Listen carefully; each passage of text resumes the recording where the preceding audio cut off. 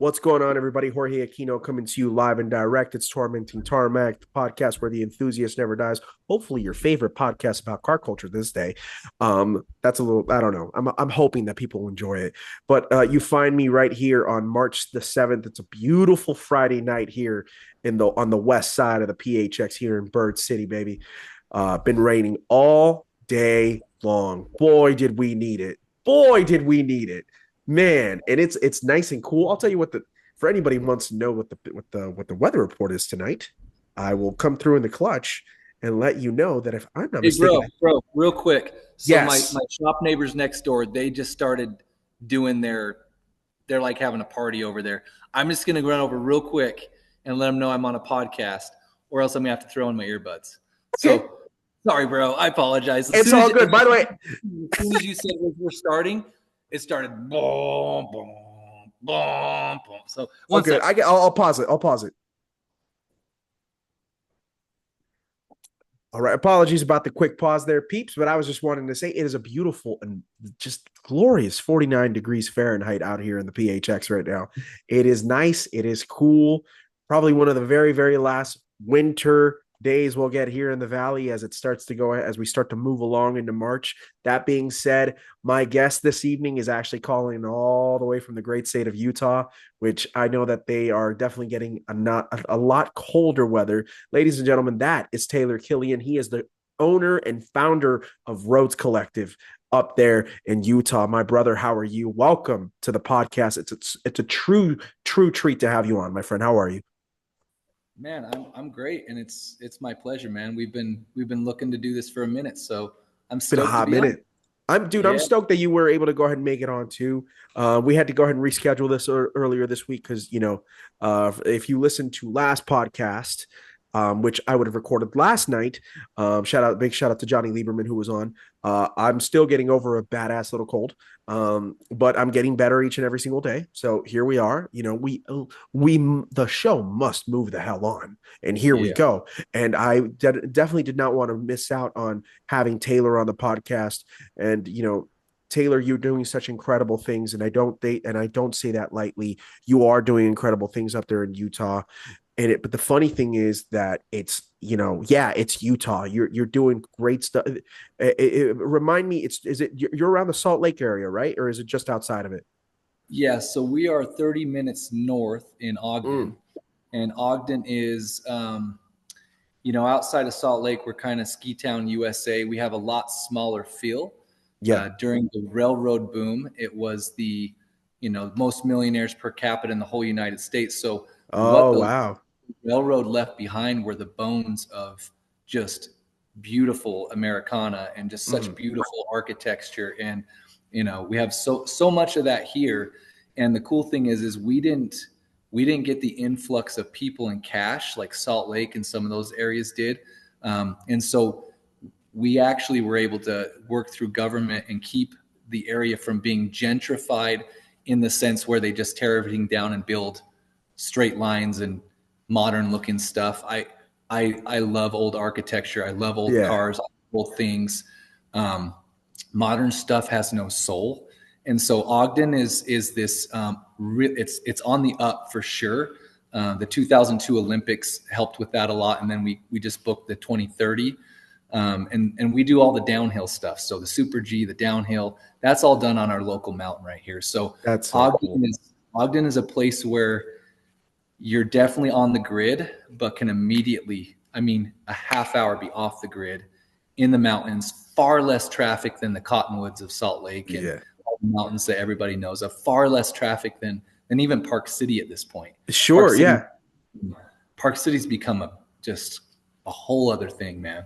Well, I So mean, yeah, it's an enormous town. Oh, not to mention you. Oh man, I say this nicely to any hockey fans out there.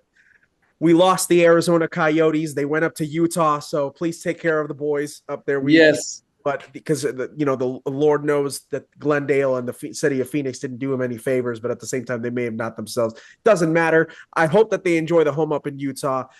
It's actually it's a wonder, to be quite honest, how the hell Utah hadn't had an NHL team this entire time. It kind dude, of I know. blows my mind. It's very weird, but nonetheless, you love to see it and whatnot. We'll do this. I'll say this one thing before you move on. Yeah. When you come up for one of your many events we're going to have you up for, we're going to have you up for the film festival, and you're going to be doing a live podcast before. That's what I'm thinking in my head. So I'm letting you know right now, this is what we're Okay. doing. I'll do it, bro. Sure. We'll When figure it you out. I come love up, it. when you come up, we're gonna catch a game for Okay. sure. I'm not even a hockey fan. I've always wanted to participate in a game. I've Right. always wanted to go again because if there's anything about professional sports that anybody knows is if you want the best real experience of a sporting event in some capacity, you go to one of two things. You either go to a massive college football game or you go to an NHL game. Like straight up. Like that, it's amazing. And what's really beautiful is it's weird because Phoenix had the Coyotes for a long time, and LA's got the Kings, Anaheim has the Ducks. I mentioned those types of cities which you would never think are real hockey towns, right? Because Right. we're on the West Coast. We've got some other things that we do and whatnot. You would expect Detroit, right? You obviously Right. know Denver, the Avalanche, of course. You have the Canadiens and all the teams that are in Canada, Right. and then the Rangers and the Islanders in New York, all that. Like, to this day, I still don't understand how the freaking Florida Panthers have a hockey team. But hey, you know what? They just won the Stanley Cup, so shout out to them. It's all good, baby. My point Right. being, you would it's the expectation to me, and please forgive me if anybody's listening to this podcast and they're like, Jorge, why the hell are you talking hockey? Just bear with me, because my point being is all these cities that you would never expect them to go ahead and have a hockey team, that fan base is just as rabid and just as passionate as any of the other fan bases are. That's what makes Oh, hockey so absolutely. special. You know what I mean? It's Hockey is tremendous. much more intense. Like I think you said it well. College football way more intense than NFL, and also hockey. Every time I've ever been involved, watched any hockey, it's always been like it's Huh. been very action packed, a lot of energy. So you're right. Like those are definitely some events that if you're wanting to go and experience kind of that thing, or go to a soccer match Oh abroad. yeah, of course, a soccer match. Right. We Right. know Abroad, that. you got to be Yeah. abroad. Yeah. I was gonna say, you got Costa Rican family members and whatnot, so you definitely know what it is. You get that flavor of like that intensity of Right. when it comes to soccer and whatnot. I'm Puerto Rican. Like the World Baseball Classic is already next year. I'm super hyped because the 2023 Classic was ridiculous. How good that tournament Yeah. was.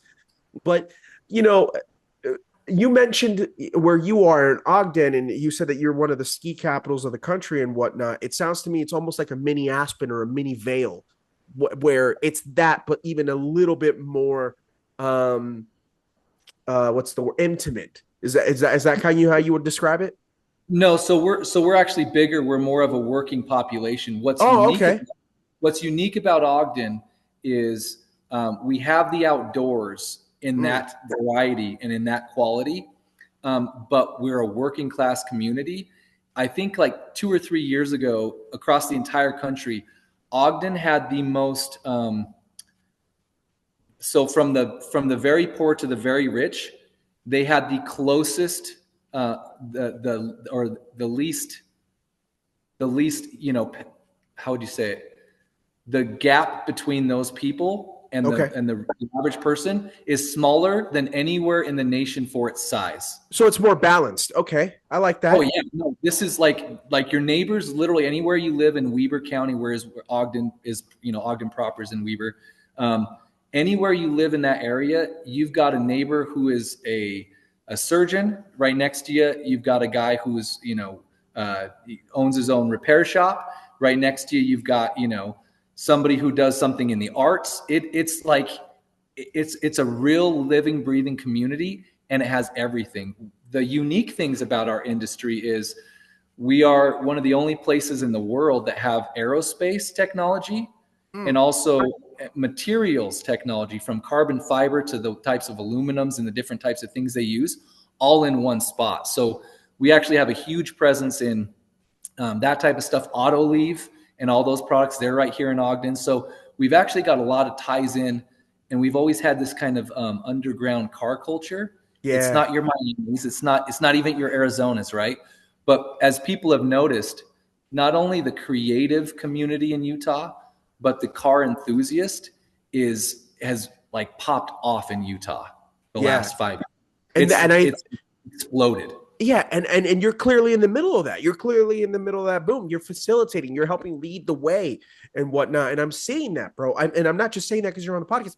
I'm seeing it with my very own eyes when I'm looking at my Instagram account and all the people that are collaborating with you that you're bringing onto the team, all the people that you're like purposely featuring. Shout out to Colby. Colby's going to be on the pod. Colby's a big proponent Oh and yeah, someone who we support on this podcast always. love And I know that trouble. you guys are working with her a ton, and you love to see it and I'm seeing it with my very own eyes. I'm like, yo, it's amazing what you guys are doing, and it brings me so much joy. So let's start there. I remember we talked about it like a couple weeks back. You and I had a great phone call before we went ahead and set this up because we wanted to do this and whatnot. But I want to give you the platform now, Taylor, because for anybody, and by the way, the Instagram account is popping off, man. 13,000 followers I just saw earlier today. Like you guys are continuing to grow and continuing to grow. And like that's a lot of effort that you guys are putting into it. Like a lot of content creation, a lot of work behind the scenes, a lot of people, you giving them the opportunity that, or also not just the opportunity, but you purposely are,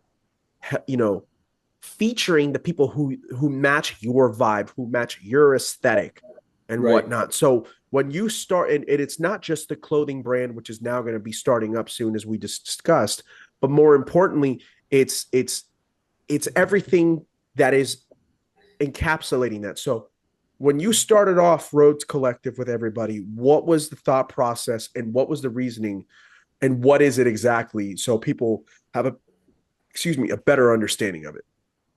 Yeah, so the collective itself, I'll break it down into two parts and then I'll kind of go into those. So Rhodes Collective is the living, breathing community. Those are the creatives, the enthusiasts, and the organizations or the other brands, the people like yourself that already exist within the automotive world. We're trying to create an ecosystem and a springboard for those types of people. And we don't have real barrier to entry. It really is church it up, step your game up a little bit, come wanting to be a part of a community, check your shit at the door. We don't have any room for egos.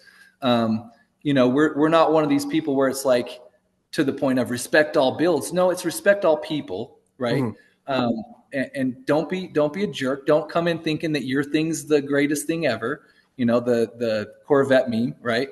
Mine is the special. So don't be that person.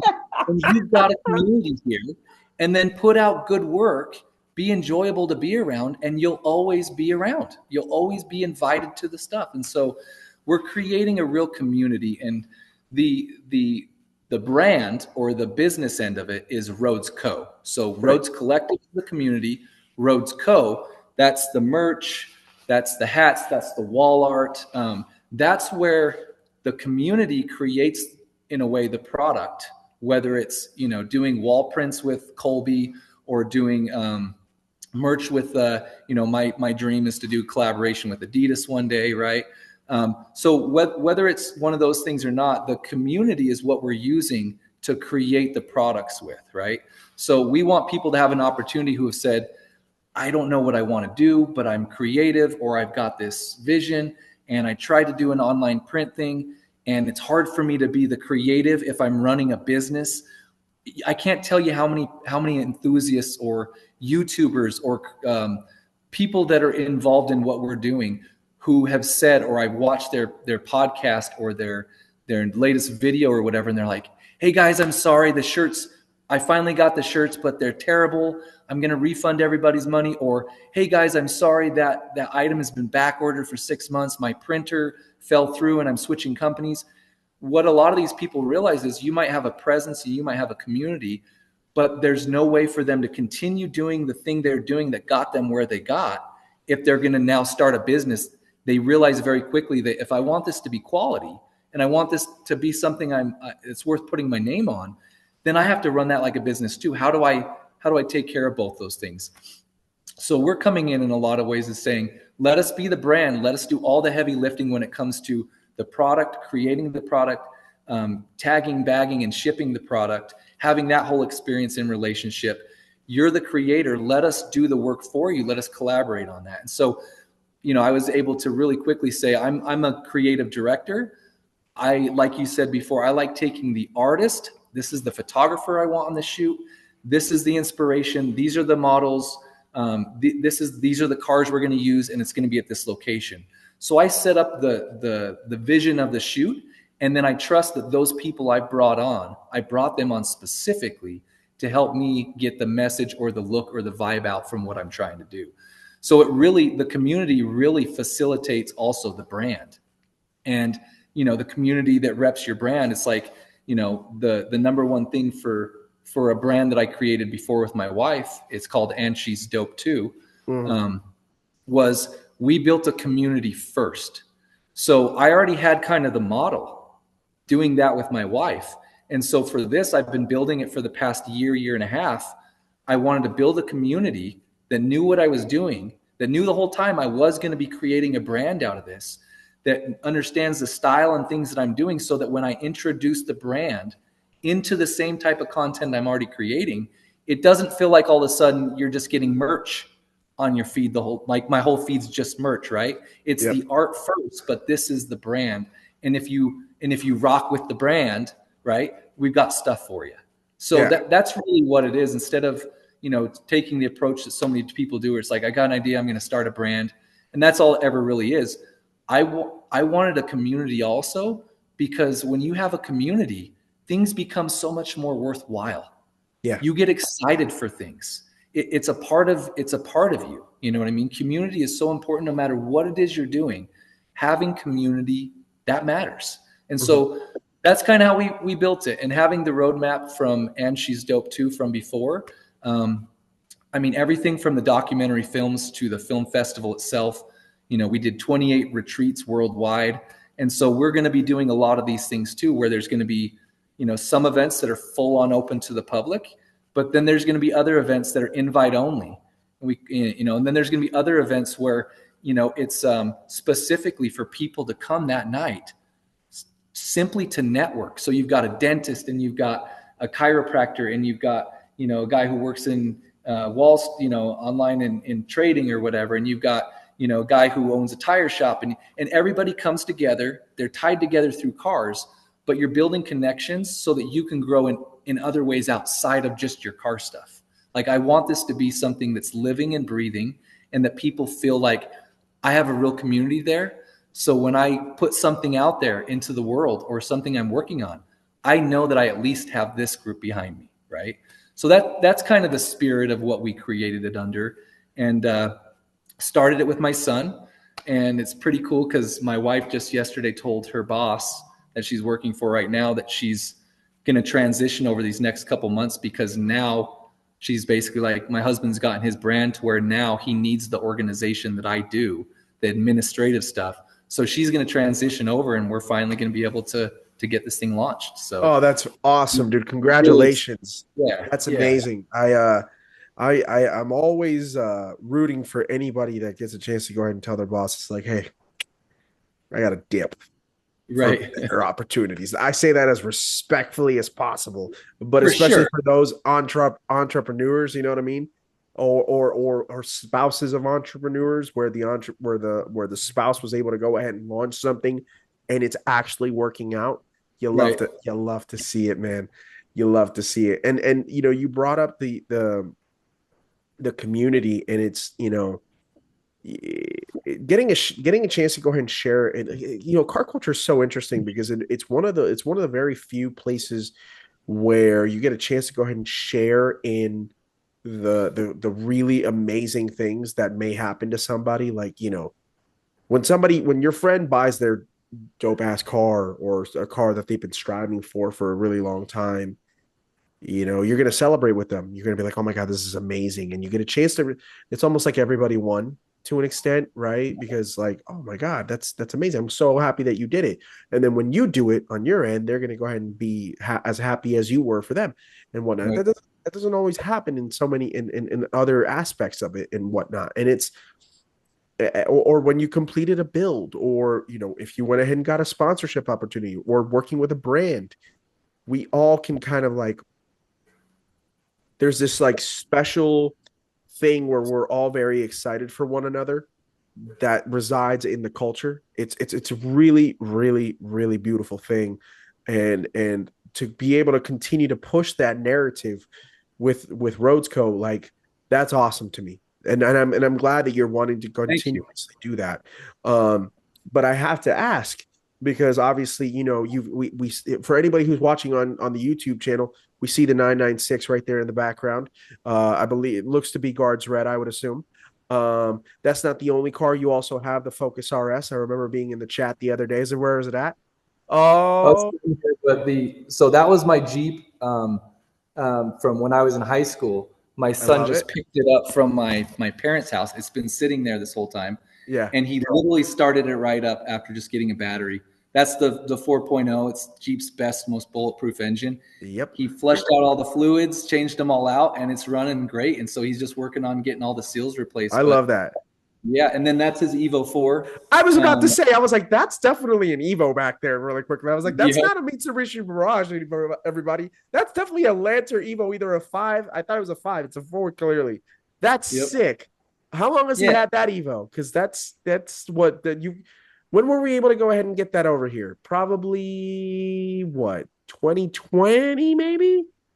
Right around yeah, there? let's see. It's a 96, so 21, I think. 21. Okay, 22. perfect. Okay, sweet, dude. Right. I think Is it they I right think they hand drive, I assume? actually. Oh yeah. Yeah, Yeah, okay. no, it's around town because the gearing is so short and there's just no lag. And Yeah. those things were so underrated. So like it got dynoed, right?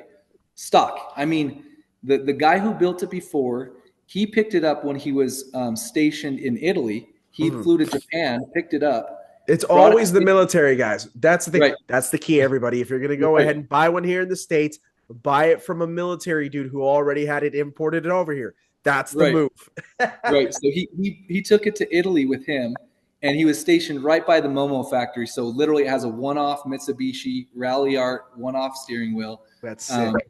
and he brought it over, and he was a mechanic, an auto mechanic for the Air Force. So Okay. even though he's in the Air Force, he worked on all the trucks and all the stuff. So he completely tore the entire thing apart and rebuilt it, just about everything. So he started doing an OEM plus, so it has like a 7 shifter and stuff like that. But other than that, it is straight up OEM. It made none of the noises. It was crazy because when you'd hit boost, you wouldn't hear it really, and so you just take off, right? Yeah. So my son has done nothing but just the intake, the blow off valve, and the exhaust. But even before that, it was dyno tested at 304 wheel. That's crazy. Right, That's and a this is a lot. car that was supposed to have 276 Yeah. gentleman's agreement. Uh-huh. And that's definitely under 3,000 pounds, by the way. That's probably like a Oh yeah, 27 or 2,800 pound car. That's a light car. right. And Yeah. so around town, it is the funnest car in the arsenal to drive. Like I would it. love to know whether or not that 996 can keep up with that Evo on a back road. So yeah. So no. I knew it. No, No. but I did just put new tires on it, and my confidence is growing. It's just Okay. that was the first year that they had yaw control. So the Evo, it's like Jeremy Clarkson said, it just sorts it out. It Sure. just and so the confidence it gives you around a turn, I think it could do a decent job keeping up with it, but the driver would have to be Porsche confident, older Yeah. Porsche before all-wheel drive Porsche confident, right? I mean, I Uh-huh. guess they had it on some models, you know what I mean, but that one definitely didn't have it. So, For but yeah, sure. it's such a fun car to drive. It really Yeah. is.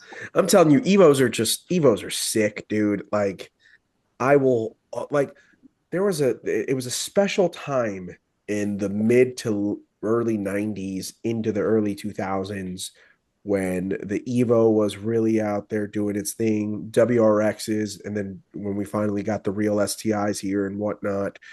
And it's we kind of went over it, but you have the Focus RS and whatnot, and me being a huge enthusiast of hot hatches and things of that nature, Yep. like there was a special time, man. It was a really, Oh, really special time. Right. Yeah. And that's why we're seeing the JDM thing just explode over the last couple years.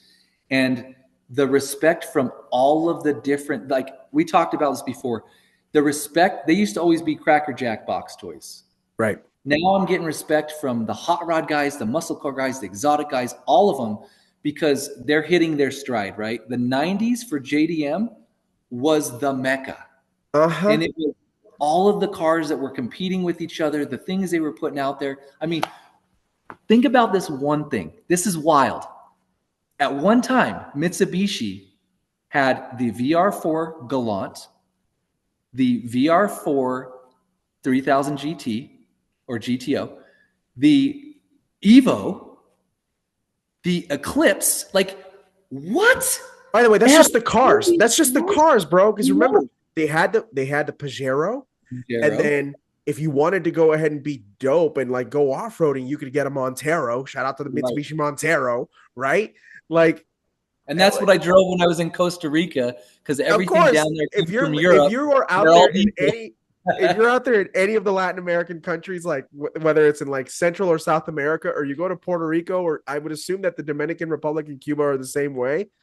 Like everybody had a Mitsubishi Montero back in the day, and it was Oh, either they're it was so dope. probably early to mid '90s one, which to me are the coolest ones. Right. Uh, because God, that or an Isuzu Trooper, Yep. that or an Isuzu Trooper, bro. 100%. No, and dude, so I'm putting together a reel on Instagram right now where I just show cars, full on brands or models of cars that you can never see in America. Yeah, I've got like 40 cars on it, dude. It's yep. crazy. You go down there and everything is completely different. You see like a Dodge Ram or something, like one time in the 2 weeks we're down there, and it looks like it's a semi truck. It's I'm sure. insane. Yeah, You're just like, oh, I forgot how big shit is in America. exactly. Do you remember the Mitsubishi Mirages, which were Oh yeah, basically it was oh yeah. basically a Lancer, but it was I don't know if I think it was supposed to be bigger than the Lancer back in the day, and you could either get a two door or four door, and it was the I think the highest trim was the Mitsubishi Mirage Technica, which was like Okay. had like chrome wheels on it and stuff like that. It was slow as hell, but it was still kind of cool. It had the cool spoiler on it and stuff like that. My cousin used to have a Mirage Technica back in the day. I remember that vividly, and whatnot. And that was just for whatever reason, Mitsubishi Mirages were a very popular car in Puerto Rico in the early 2000s. And it's so interesting because like Mitsubishi, when they were at their peak, were like fucking awesome, right? The Like awesome. they were awesome. Like even up until 2015 when the Evo 10 run ended, which I've gone on record and I'll tell anybody I don't care that it doesn't have the exact same engine as any of the previous Evos. I love an Evo 10. I will Right. always love an Evo 10. Like if you gave me the keys to an Evo 10 right, like if you gave me an Evo 10 for free, I'm a happy man. I will Right. just rip one until the wheels fall off. Rip And it. they are just so freaking rad. And Right. to see what to see what Mitsubishi became Right. is you just hate to see that. You And it was do. like, what the heck happened? And I get it, like, enthusiast cars are never going to be the bread and butter unless you are an actual enthusiast car brand, Right. such as Ferrari, Lamborghini, all the luxury brands and things of that nature. But like, it's not But like Mitch. Yeah, go ahead. some companies realize enough that these cars will never make you money necessarily. Some of them sometimes do, right? Sometimes Yeah, they get this right. sure. But you need to have, The Mustang has made Ford so much money.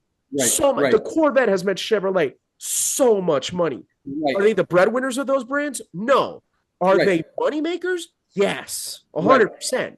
And sometimes as a brand or even as a company, you think about different business models that are out there. Like, for instance, department stores, they don't make any money until December, the whole Yeah, I entire didn't year, even think about right? that. It's So, true. what I noticed is that some car companies, for instance, Toyota, who knows if they're making money on these enthusiast cars they're starting to finally Oh, make? I 1000% think that they're not. They're making their money off Tundra, Right, Tacoma, Prius, right. and probably RAV4.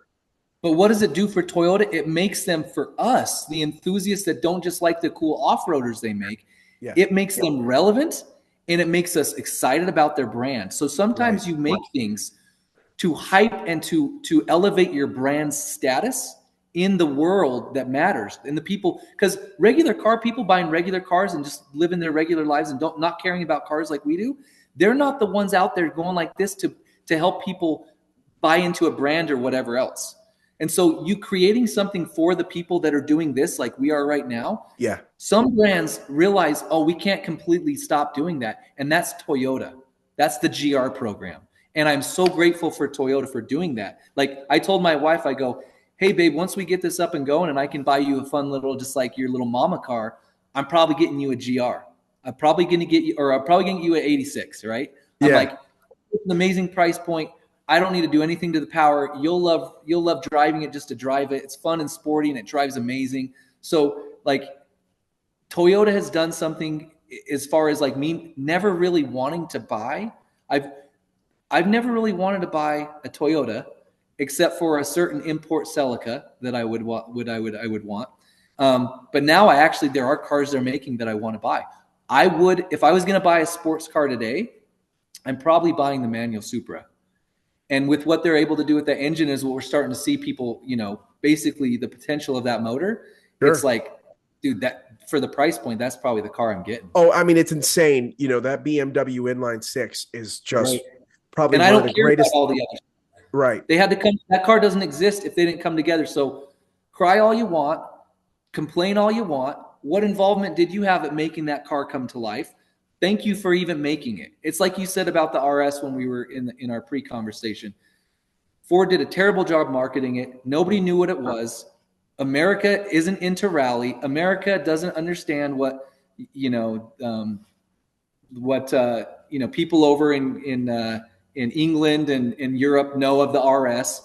They didn't help them understand it. They did a press release with Ken Block and that was it. And then people would walk into a showroom being like, because around here those things were close to 50 back in 2016. Right. They marked them up. It was like the original before the COVID markup stuff. It was like one of the original cars they did it on, but nobody in America was hip to it. They didn't realize what it was, right? But anyway, so yeah, marketing on that was terrible. But that's a long kind of story to say. I'm at least grateful that they brought it to America. I completely agree with you 1000% because like that's what I've told people about. Like, we just officially saw the end of the R35 GTR, right? Nissan just went ahead and finally killed it and everything. And about 2 years ago, when we were all thinking it's like, oh, and Nissan's in a really precarious position right now because like the deal with Right. Honda fell through. That would have included Mitsubishi, by the way. Oh, it did fall And, through. yeah, it fell through. And I'm an I'm an enthusiast of models, but I also do appreciate brands. Obviously, I love Porsche, Right. right? I love Ford, I love Chevrolet. I still love Dodge, even though they're kind of in the shitter right now. You know what I mean? And then of course, I love Lambo, I love Ferrari, I love Aston, I love all the brands. I really do. There are very, very few brands out there, Taylor, that I'm just not about. Like, and it's the usual suspects. And even then, I'll Right. be like, I still like, I've talked about Tesla on this podcast before. I don't like Tesla as a company. I don't mind a Model 3. I don't mind a Model Y. They're actually Yeah. very cool. They're Yeah. pretty dope. They're pretty dope. I don't like a Model S and a Model X. Model 3 and Model Y, they're pretty dope. And what I was wanting to get at was I am a fan of a lot of the Japanese brands because when I was growing up as a teenager, that's what I could have, my mom, Right. shout out to my mom. I always give her props. My mom bought me my very first car. She bought me a 1990 Honda Accord when I was 18 years old as my graduation gift from high school. You know what I'm saying? Nice. Paid Yeah. $1,000 for it. She bought it from my best friend Brandon's dad. Shout out to my brother Brandon. Love that dude. And my mom bought it. And I was like, oh my God. You know what the first thing I did with that car, brother? Let me tell you something right now. I've talked about it on the pod. I haven't told you. That car didn't have an EAC. I didn't put it, mind you, I lived in Tucson, Arizona, Oh, damn. hour and a half here from Phoenix. I love Tucson. Tucson's forever my home. It's a hot place down there, Taylor. It's real hot in the summer. Right. Did I buy an air conditioning unit for that car? You goddamn right I did not. What did I do? I bought I bought from my friend Brian Wong. I brought a sound system of two 10-inch subwoofers and 1,000-watt Sony amp, and then I Yep. went ahead and put a Of deck course you do. in my car. Why? Because I could, and that's what I did for the next 12 months or 14 months that I owned that car, and I put like probably like 30, 40,000 miles on that car, however much I did. And then the second car that I bought was the 300ZX, the Z32. And Honda and Nissan and Toyota, to a lesser extent, are brands that when I was growing up in the 90s, in the early 2000s, they were making amazing products. As in, not because, now mind you, in the 2000s, the Supra was gone, the RX-7 was gone, the Skylines were gone, the Zs took a break until 2003, but their cars were really, really good. Like the Camry in the 90s is like one of the best cars ever made. Corollas, Sentras, Accords are amazing. Civics, My son just sold his 1990 Acura Legend. I was boom. so sad that he sold it. I was so sad. But So a sad. fantastic car. Right. A fantastic big car. Right. Right. And so I bring that all up because I'm here to tell you, I'm not going to front. I have a special place in my heart for these JDM brands, for these Japanese marks that still won't go away. I still love Toyota. That's why I want them to succeed. I still love Honda, and I want them to succeed. And Nissan, especially because I've owned one of my favorite cars of all time, and I would like to get another one again. I still love Nissan, and I love the Z brand in particular. The Z line is amazing. And so if Nissan goes under, so does the Z. If Nissan goes under, we never get an R36, which I'm not even sure if we're going to get anyway. But then we definitely lose the opportunity to go ahead and get an R36 if they were to ever go ahead and make that happen. And when I see that type of stuff going down, and then especially when you read the reports of Nissan had basically too much of an ego and didn't want to go ahead and kind of let Honda do the thing. It's like, Honda's not going to go down without you, bro. You're going down without Honda. And it's like, what do you like? I want you to survive so bad. Why would you have that ego? And it makes me sad because there's so much lore behind that brand and Nissan, Datsun before that and stuff like that. Like it's truly special. And to know that it might be going away kind of sucks. And yeah, we can go ahead and still see their cars driving around from the old stuff, and that'll make me feel good. But I would have liked for it to be that if Nissan, and we don't know whether or not Nissan's going to go down under. We think they are. I hope, or maybe in the background, they're like saying, we're going to work on another deal and maybe Honda and them can actually merge. But I want them to stick around, not because I want their new products, because I don't know what their new products may even be. They might just say, we have to go ahead and make a full EV lineup in order to survive. And I'd be like, oh, damn. But knowing that Nissan's out there to preserve their history, that's where I'm like, because I love because I mean, you go to the Nissan Museum out in Japan. I've never been, but I've heard fantastic things, and just the history that they have out there is unbelievable. You know what I mean? Right. Yeah, and I feel like that needs to be maintained in some way, shape, or form. Yeah, Nissan, especially let's talk more recently in car culture, 2000s and on, the advent of the Fast and the Furious and being able to make your own media and upload your own media and all this kind of stuff. Everything from, so with Mitsubishi and Initial D and all these culturally relevant things that have happened in the last few decades. Absolutely. They are such a huge part of car culture. Nissan. We're talking Godzilla, right? We're talking. So I completely 350Zs and 370Zs, mind you, for those who are the newer generation. Yeah, I will have a fair lady. I hope to have an R32 in the next couple years. that That's would be the one dope. I want. That one's Godzilla to me. And I get the R34. I love it. I would also take an R33 because I'm not one of those people that hate it. I love the R33. I I think love the an R33. R33 is yeah, and Brad, rival GTR, he's around the corner from me, so I see that car the most, right? Um, but I don't know that I'll ever own an R34. They might the taste of Taylor is have more cars, um, spend. So like for instance, I bought 3 cars with $100,000 Right. instead of going out and buying one, right? And they're Yeah. also very different. And it's so fun that I get to pick which one I want to drive. And each one of them to me has the value, not of maybe $100,000, but it's far beyond what I spent on the cars, right? And so I will have one day an R32. That is the one I probably will have. They made a lot of them, right? Um, but for sure, and this is since I'm a kid. This is since I'm 8 years old. I will have a Fairlady, and it will say Fairlady on it, and it will be right-hand drive. That car, one of my buddies growing up, of course, his were left-hand drive, but he had 2 of them in his garage, and he had completely restored them. And I Yeah. remember getting in the back, little jump seats in the back, and just being like, "This is the coolest damn thing I've ever been in." I just Which fair lady was it? Which one? 240. Yeah, So I'm 240. just like, so just the way that car looked and the way that car sounded and the way that its engine looked, I distinctly remember. I'm like, what are these trumpet looking things, right? Yeah.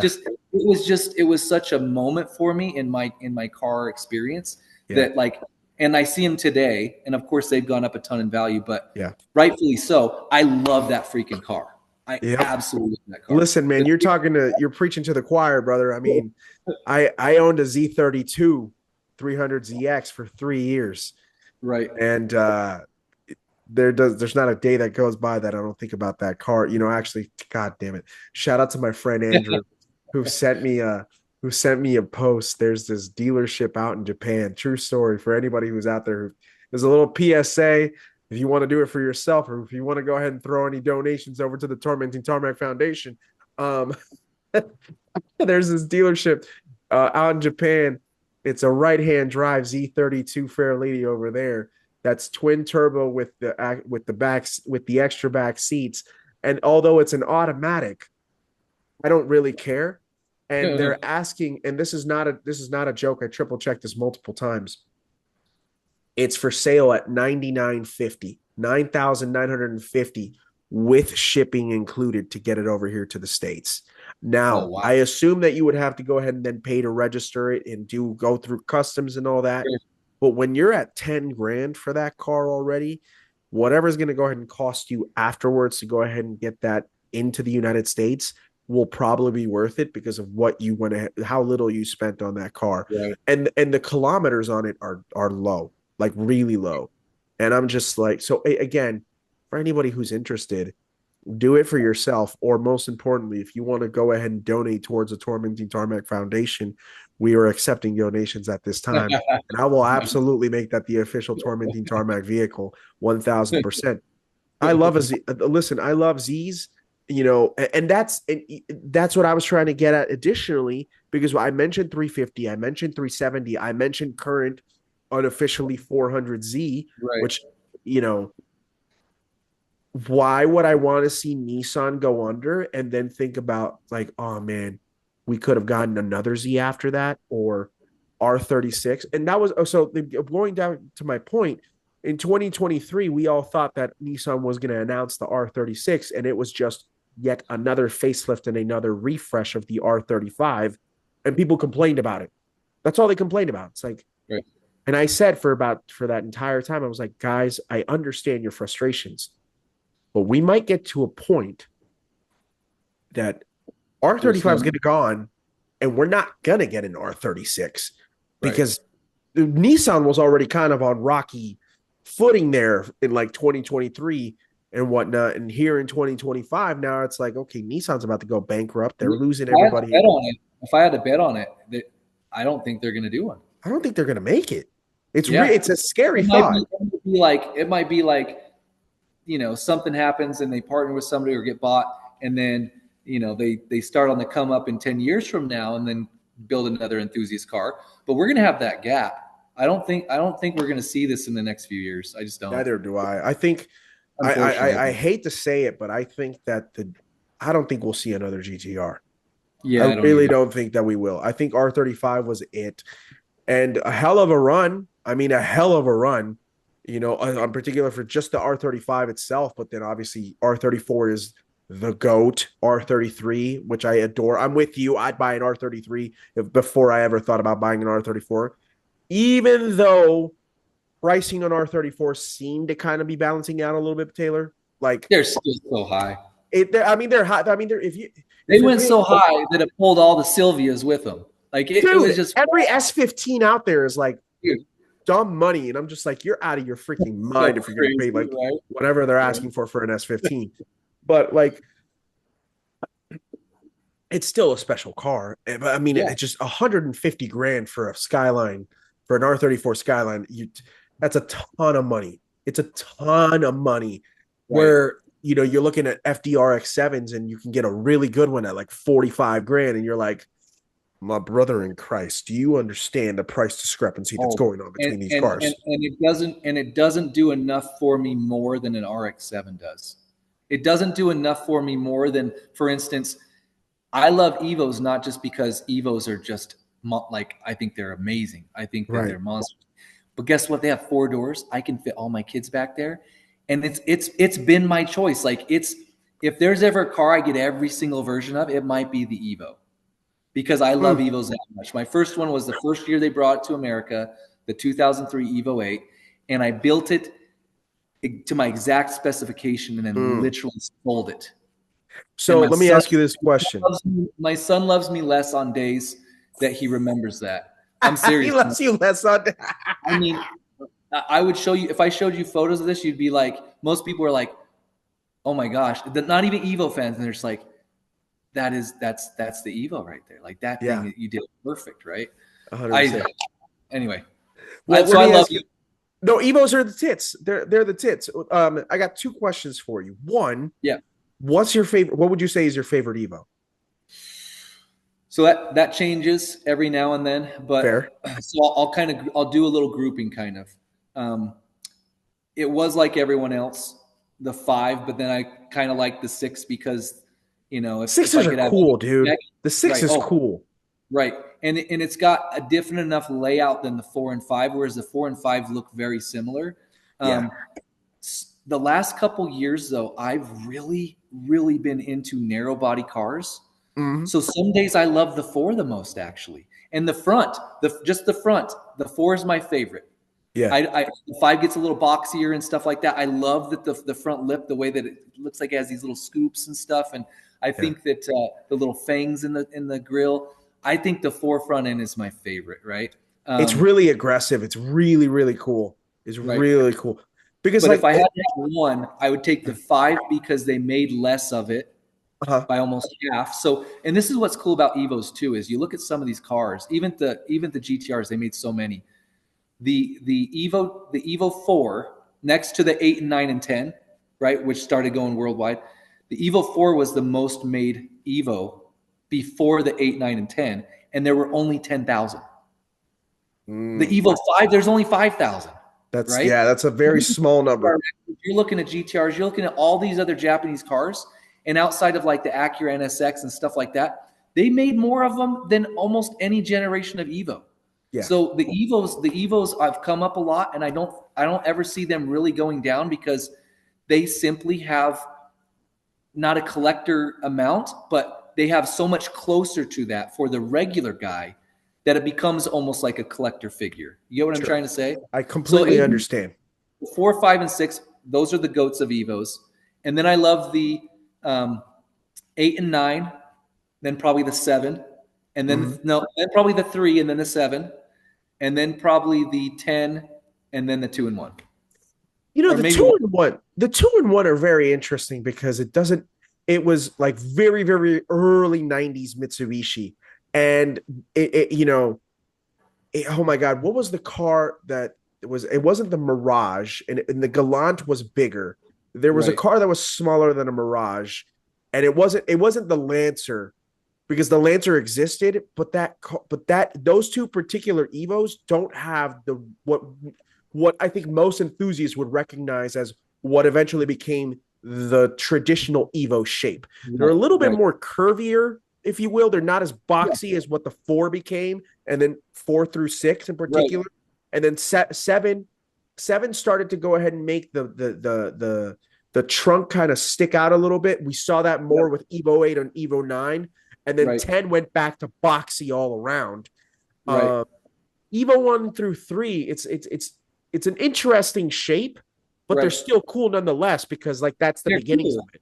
Yeah, But they're almost like, so the especially the 1 and 2, because I've seen a couple threes that I'm just like, but ones and twos, they seem more like, the high school kid who got a Honda and stuck a wing on it, and got in his garage with his buddies and put a arrow kit doesn't on it. drive like that, but yes, I'm with you. Right, right, exactly. So it doesn't grab me. I Right. don't get grabbed by the Evo shape until the 3.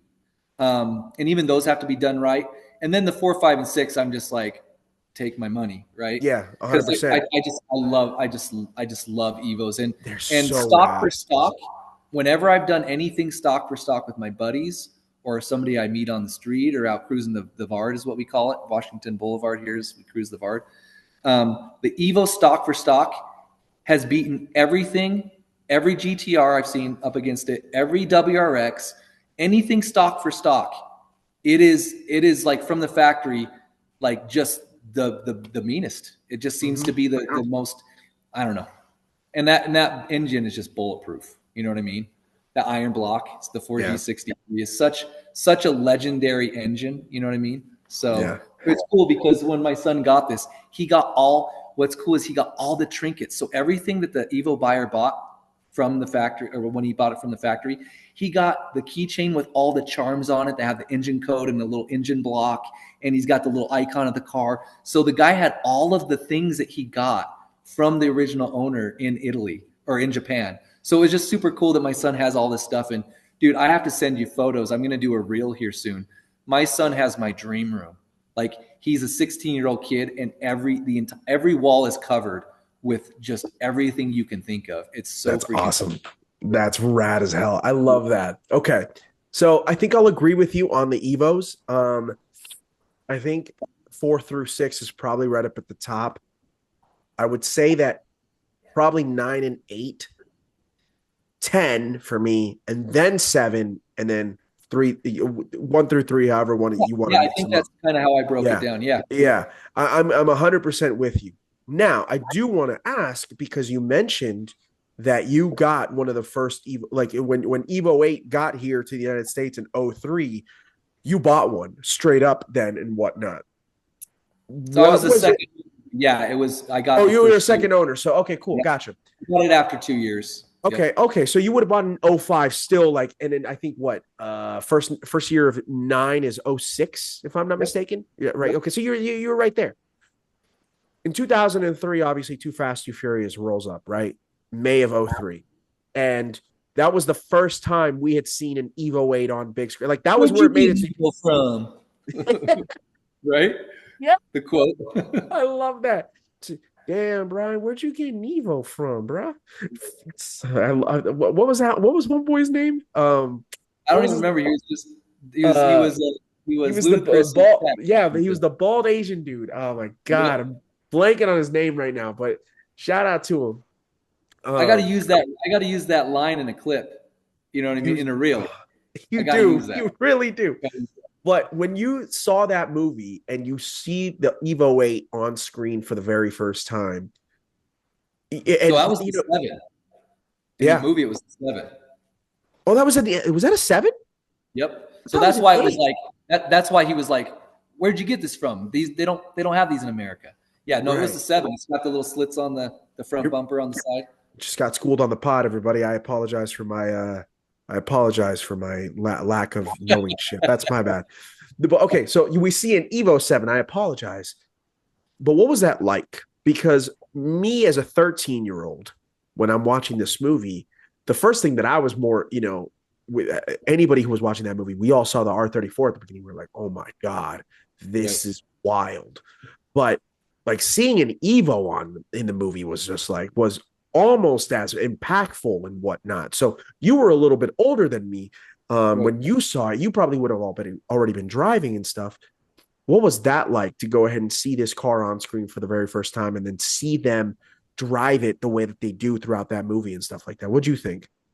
So crazy enough, I don't know that I knew an Evo was in that until I was looking to get an Evo Oh, because so from 2000, let's see, from 2002 to 2004, I was serving a church, a mission for the Church of Jesus Christ of Latter-day Saints, of all places, in Costa Rica.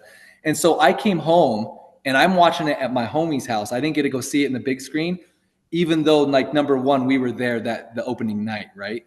So right. I saw later, I saw Too Fast, Too Furious later on.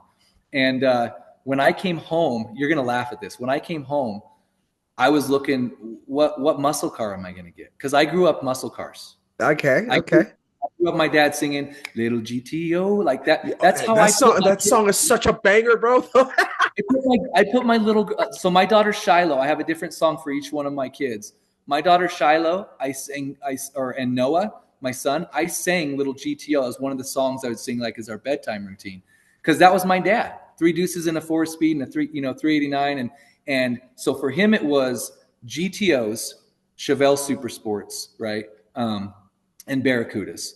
And so growing Right. up, it was American Muscle. This stuff is crap. I used to make fun of all my buddies. I literally in high school would be revving my engine and I'd turn to them. I'd go, well, what are you going to do?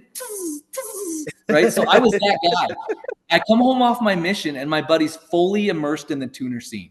He is like a little Vin Diesel. I mean, he idolized the guy even, right? Right. Knew every line from the movie. And so when I would hang out with him, coming home, like off my mission, not having a lot going on, wondering what I'm going to do with my life, he would just have stacks of import tuner and all these magazines, right? And over time, I started noticing myself like gravitating towards these rally looking cars out of all the JDMs. I'm like, Yeah. oh, that rally stuff is freaking ridiculous. That's Yeah. cool, right? And then he goes, hey, my buddy, he's his dad's owned a store and his grandpa in the area selling cars called Sherm's Store Forever. He's like, yo, Sherm's got a WRX down on his lot. Go grab it from Colby and pick me up. The first time I took a turn in a car that would hook up like that, because up until the 20 teens, American cars did not go around a turn. You know what I'm Not very saying? well. 100%. They just didn't. And I'm not saying they don't, but not like keep your foot mashed to the pedal and still go around the turn, right? You definitely needed to go ahead and yeah, you definitely Right. needed to learn how to drive that car. Right. So we just went and hammered on this WRX, Yeah. and I was sold. I was immediately sold. I was like, okay, this is the car I need to drive around town, right? Not a muscle car. And so, Right. so I started talking to him. I started doing my research, and I'm like, bro, Utah Subarus are our state bird, Mm-hmm. right? We have so many Subarus, and so I was just like, I'm not trying to be like everyone else. Whoa, what's this Evo thing? And then I started looking into Evos. And then I got online, even when YouTube was in its infancy, right? And my buddy's like, dude, if you're really considering an Evo, because I was like, dude, I think I'm going the Evo route. Right. He goes, check out this clip. And it's the Top Gear clip of the FQ 400 keeping up with the Lamborghini Murcielago around the track, and then it's spinning out. Yes. And Jeremy Clarkson just being like, lose. And I was just like, holy crap. You know That's what I love about that video, by the way? what I'm buying. Yeah, And so that that's that what I'm buying Evo. that No joke. that that car is sick. But what I love about that video is I think that they later on in that same video, you also see Jeremy Clarkson trying to go ahead and like really drive that FQ 400. And there's a point that he's so low in the RPMs that the Evo's not getting any ounce of boost whatsoever. And it is Right. extremely slow. So it's like, Right. it's this Jekyll and Hyde thing that as long as you go ahead and keep it above 4,500 RPM, that thing is an absolute rocket that will go Right. ahead and slay a Murcielago. But then if you are driving it very mundane, it is the slowest ish on earth. It's Yeah. so hilarious. Those turbos are ridiculous. Or It that re- turbo. yeah. Right. What a car, dude. They're so cool. They're so great. And so are STIs and again, I have a very special, like, I know somebody who recently just drove a Z32 twin turbo for the first time. Um, and they messaged me and they were like, dude, you have been right for like 3 years. And it's like, I should go ahead and I should quote that and I should put that on my fucking wall, bro. Because I've been trying to tell people. It's like I like Z32 twin turbos are just chef's kiss. They're Dude, just the dentist up. So I live the neighborhood I grew up in. The dentist 2 cul-de-sacs above the one I grew up in, Dr. Smith, he had one. And whenever he would drive it to church or to pick up the kids from school or let us go in it, we were all just like it was just it was a rocket ship, right? yeah. Especially back then, it was just like the coolest thing ever. You know what I mean? So Well, I they were ahead absolutely of their time in design, dude. They were so ahead of their because you like even you look at a 300ZX Z32 right now. To me, out of all the Z's that have been out from 240 up until Z, where we are for 2025, none of them look like that. yeah, no, they The don't. angularness, the lines, and again, the twin like a 350Z wasn't faster than a twin turbo's 300ZX. It wasn't. It No, took it wasn't. until 2009 when Nissan made the 370 for it to be faster than the twin turbo 300ZX. Right. And I'm like, dude, the last year of this car was 1996, and it took you 15 years to go ahead and make a car faster. That's kind of wild, but Right. that just goes to show that in from 1990 to 96, Nissan was clicking on all cylinders because it wasn't just the Yeah. Z32. They had R32, then R33, then R34. They Right. had the Pulsar GTIs or whatever and stuff like that. Like Right. Right. they were cooking, bro. Like they were cooking, and it's Right. just it's amazing. Like just and to kind of go back to what we were discussing, like the '90s were such a dream because you mentioned FDRX7. You'd take that over an R34. It was so different to anything else around it. Shout out to my homies Annie and Dakota up in Prescott, which is just north of us in Phoenix. In their garage, as part of the Throttled Out collection, shout out to Throttled Out, they have a '92 NSX like Oh, peak right. '90s, dude. That is peak '90s. Right. Um, I, you know, I've had Alex Royce from Hennessy. Shout out to Alex. Him and his Mark IV Supra, which is a 1,300 horsepower monstrosity that's like rolls around in the city of Houston, just freaking Right. ripping, dude, and stuff like that. So, like, to anybody out there that is living out the JDM dream, Oh, yeah. done. So of all the cars that I think is attainable, that's on the level of my dream garage with the different automotive manufacturing countries, this is what it consists of. Yeah, The Japanese car that is my car that I want is the original NSX. That is the car I want. And I such a have a great. buddy that's collective that lets me drive his all the time. Yeah, And it's just so yeah, that to me was the car. I mean, that was the car I was always picking on Gran Turismo, the very first one and all that. So it hit really hard, and I didn't see one of those um, in the flesh until my buddy the year he graduated. He was quite a bit older than me. yeah. He was my sister's age, but I remember in the Blockbuster Video parking lot, we rolled up, and JJ goes, "Look, it's Brandon Allred," and I still remember in slow motion just thinking I'm going to turn over and see, Brandon standing there or some car. And I'm just like, what?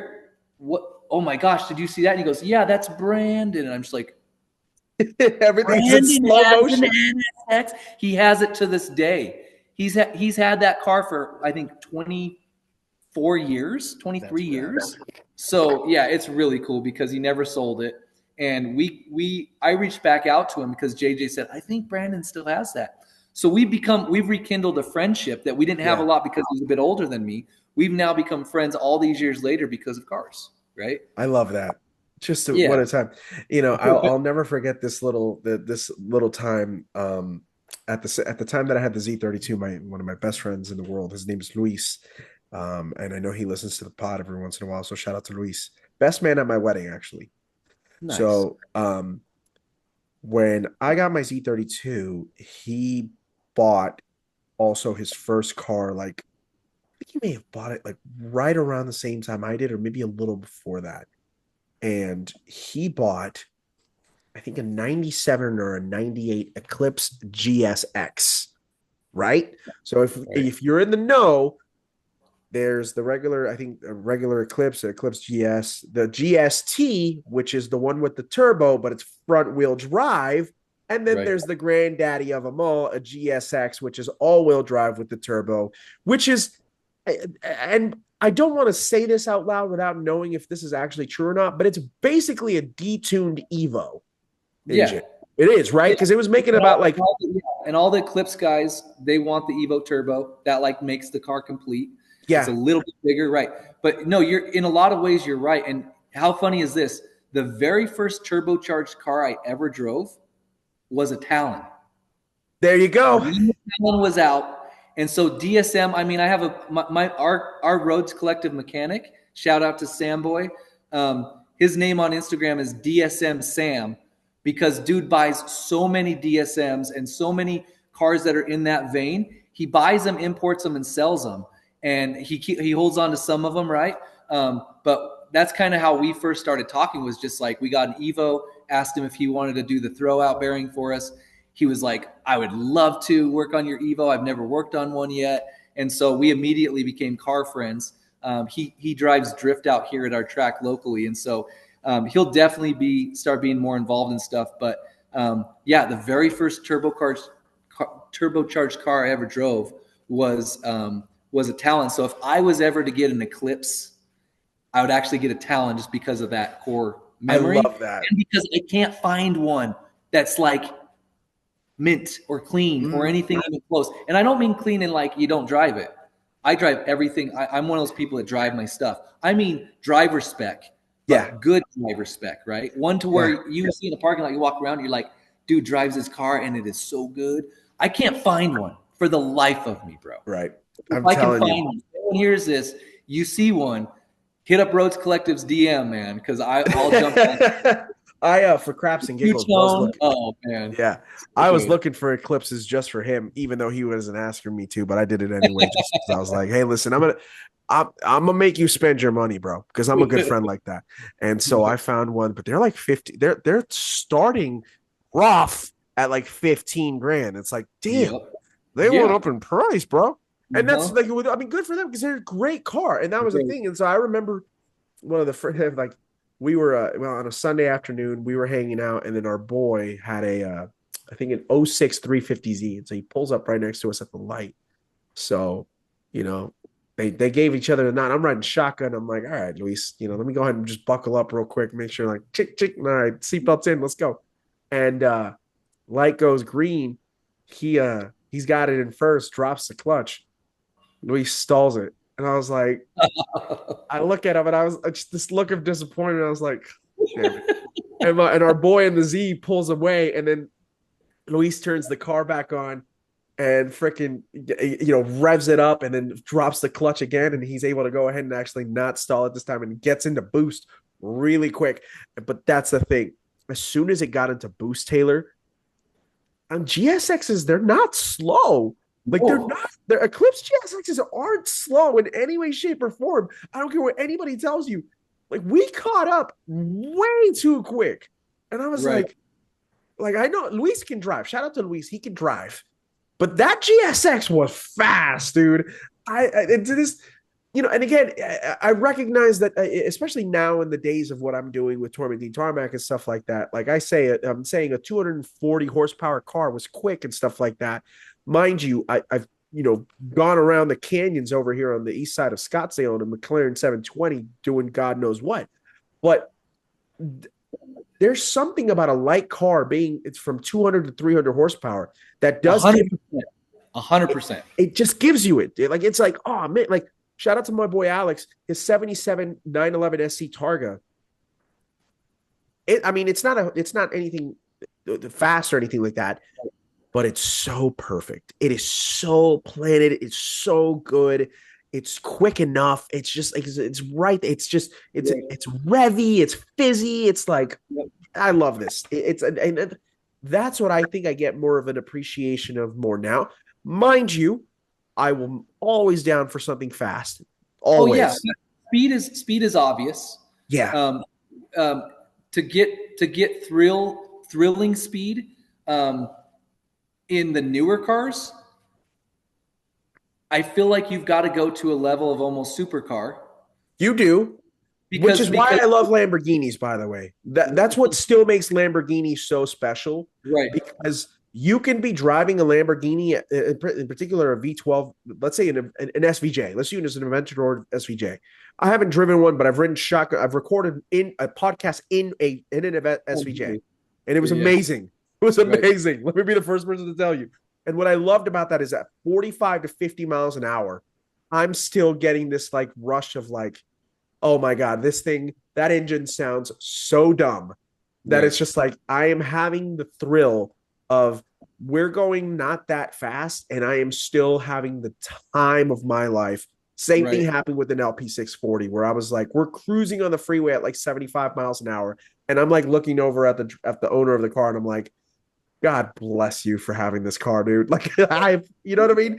Yeah, Lambos still do it for me, but there are other supercars that it's really like you really have to get up there in speed in order to go ahead and really feel the sensations. Whereas your 996 in the back is the perfect amount of fast. You don't need yeah. anything faster than that thing.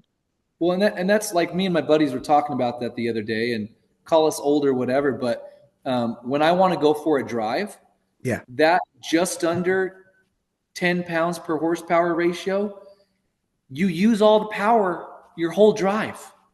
You get to drive the car fast, quick, spirited, continually. These super high horsepower cars, it doesn't matter if it's exotic or especially like the muscle car type stuff, you're stabbing at the throttle here and there. And yeah, when you're trying to drive that car fast, you're doing things that I could feel myself morally wrong doing because everyone else on the road did not sign up for me to drive like that, sure. right? You are endangering people's lives. There was a guy the other day, and this isn't to try and rain on the podcast, but there was a guy the other day that was sharing his story who's in prison. He was showing off his new car to a buddy. He said he took this corner like he always did, did his little fishtail. This time he didn't control it, probably gave it a little more because he was trying to show off. Went up onto the curb and killed two ladies, Oh my right? God. And so, like, what happens then? So I'm not trying to rain on the podcast, but I take my buddy's words, Brad, rival GTR. He said this once, and so I stole it from him. It's like, you know, when people are talking about speeding, it's like, hey, I'm an adult. I make sure that I speed, in appropriate places type of thing. Is he's like, I speed on the freeway, right? And Yeah. so we go out to areas where we can drive more spirited, where we can see way ahead of ourselves. And yeah, we do. We drive fast and spirited and we use all the power. I love the cars where you can use it all. Those are my favorite cars to drive. So if you're like, which car would you rather have? And you have to drive it every day. Yeah. I'm not buying my dream supercar. Right. You know what I mean? I might buy the new NSX because I've heard it's so damn comfortable to live with. Sure. But you know what I'm trying to say? I do. I'm buying one of these types of cars, and also everything else about these types of cars, their affordability, their maintenance, like it's in a sweet spot. It's in a sweet spot where it still has a sex appeal that I want from these cars, and I get the feelings that I want, and I get to really drive them, man. I get to use all of it. It's so Yeah. fun, and that's why I told Noah. I said, please don't modify this car. Like maybe get because on the 4 you have to get the standalone ECU. Some people say you don't, you can hack it, but anyway, standalone ECU. Get a cool tune. Tune it to our elevation, all that kind of stuff, but don't be putting like an FP freaking black on it. Don't be doing this. Like you're gonna make the car less fun to drive. So Yeah. Don't I'll make it a 600 horsepower Evo 4 that right, you won't be able to drive. Yeah. right, right. I Especially with even on short gears. I mean, yeah, yeah, it's too much, bro. you'll have to even with the RS. I did a big turbo and a big intercooler. Yeah. And when the guy was tuning it, he said, "What are you trying to make?" And I said, I'm trying to make sure that this car starts every day without having lights on, and I can use all the power. Right. And so it's right. It's literally right. I think it's 395 wheel, right? All That's wheel horsepower. and some might say that that's actually too much, but I actually think that's perfect. Like Right. to me, 400 to the crank. So let's say like let's say what it makes to the crank for me to make that to the wheels, I'd be happy with because I think crank RSs were like 350. So if I made that to the wheel, I'm like, that to me is healthy. Right. That's Right. enough. Right. And even still, with that bigger turbo, it's not as fun as it used to be around town. But when I'm on a back road, when I'm on a country road, when I'm on a Yeah. mountain road, holy crap, it is so fun. They're And so fun. it even has like it has enough power to where every now and then you'll do a little crab walk. And Yeah. so that exciting feeling comes in, right? If it's all locked down and under control, I don't get that excitement. That's one of the things I actually do love about the ST. I love that those are so easy to build power. They're Yeah. so ridiculously affordable. It's a great platform. It's not They're nearly really as big affordable. a nightmare as the RS is to work on it because they had to flip the motor, right? Yeah. So the ST, I give it my stamp of approval all day as far as somebody who wants a fun, fast, sporty, exciting car that doesn't cost a lot. The Fiesta ST, the same thing. But that's what I loved about the ST. That was my favorite part when my friends started building them, and is you got that Speed 3 little crab walk, right? Yeah. For front wheel drive. And so the RS still being front wheel drive bias, right? It can Bias. send 70% to the rear, but you still get that little crab walk feeling, Yeah. right? And so it's fun. It's really fun to drive. I own the Focus ST as I mentioned, and I had it for 2 years, and I think I put 50,000 miles on it. Yeah, maybe more. I put over 50,000 miles on it. I Good. drove that thing a lot, and I always tell people I had a love-hate relationship with that car. And the reason why I always mention that is because there were things about it that I really liked, and then there were things about it that I detested.